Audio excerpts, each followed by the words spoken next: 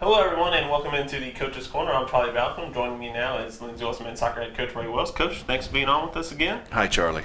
Last time out, it was a 15-0 win over Pikeville in the MSC quarterfinal round. It's a strong performance all around from your squad. Well, that's a game we should win. We're the number 1 seed, and they were the 8th seed, and that's why they set it up that way. You're supposed to, if you win the regular season and have a good season, you get an easier game, theoretically, and it turned out to be that way. But the guys played well. They played the game with respect, even though the score was high. It's a little bit of a dilemma as to how to approach a game like that when things are going your way, pretty much no matter what you do. So we put our second team guys in, and they played well as well. So that was good for them. Got a little bit of confidence, got a little bit of playing time for those guys. So we felt like we took care of business during the game, and we also put ourselves in a good position for the next series of games. You've now won 6 games in a row, so all 6 by shutouts. But at this point in the year, does it matter that it's just by shutouts, or you're scoring a lot of goals, or is it just a matter of win and move on? It is win and move on, but that's not the whole story. The whole story is that you do want to be getting shutouts, and not only are we getting shutouts, but we're not giving away chances. We're not allowing the team to get into the final third against us and even create anything. So that's good. And then on the other end, we're much more efficient around the goal than we were earlier in the season. I figured it up yesterday, and we've scored 40 goals in those 6 games. So we're doing it all over the field. It's a little bit of a trap, though, because the teams we've been playing lately have not been the strongest teams on our schedule. So you get into habits that you think are good, and then when you play a tougher team, you don't have the time or the space to do those things. So this week we've got to make sure that we prepare to increase the speed of play a little bit as we go into the tougher rounds of the tournament. You mentioned in this Pikeville game, he made that big substitution, nine-man switch around the 58th minute or so. But of those 9, 6 of those guys have started games for you this year. So it's not like you're just clearing off the bench. These are guys who have experience, who are ready to go at the drop of a hat, and it showed out there. That's an excellent point, and I looked out there and I thought the same thing. I thought that there was several players out there that could be in the first 11, no problem. We weren't sure who our center backs were going to be at the beginning of the year, and we used 3 or 4 different players, and now we've settled on what we think are our best 2 individually and working together.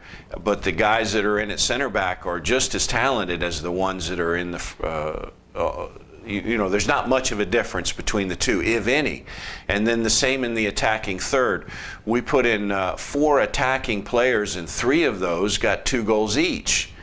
So I feel like we can definitely run numbers out there in depth, and that's a good tool to have in your tool bag for these next 2 games. If we're lucky enough to win the semifinal, then you go into the final with less than a day's rest, and we've got lots of potential ways to attack the other team.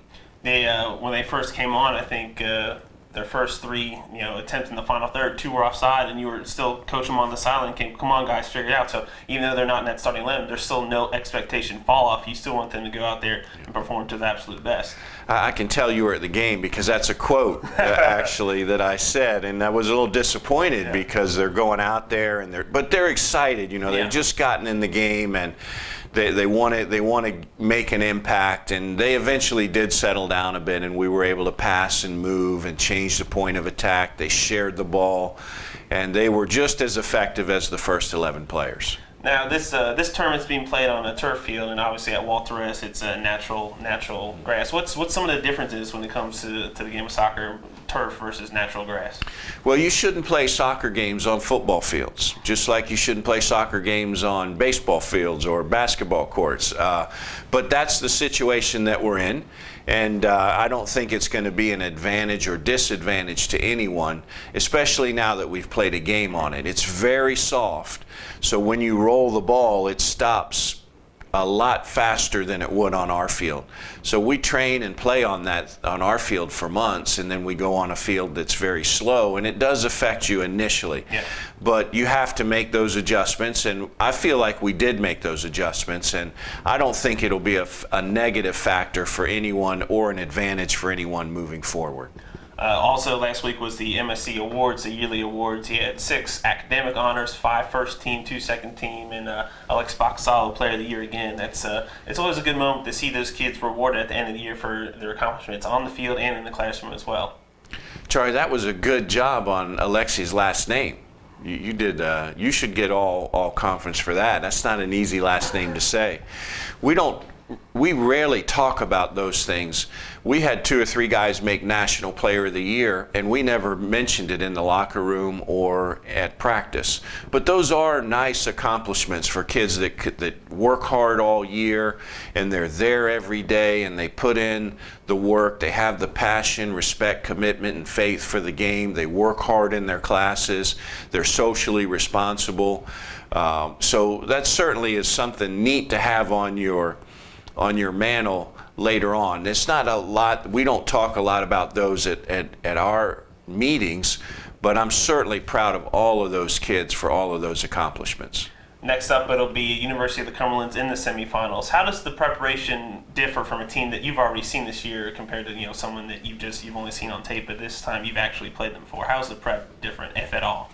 Well, they'll prep and we'll prep a little bit because they remember what worked, what they tried, and what worked when we played them at their field earlier in the season, and we remember the things that we did well and didn't do well. So both teams will make an adjustment.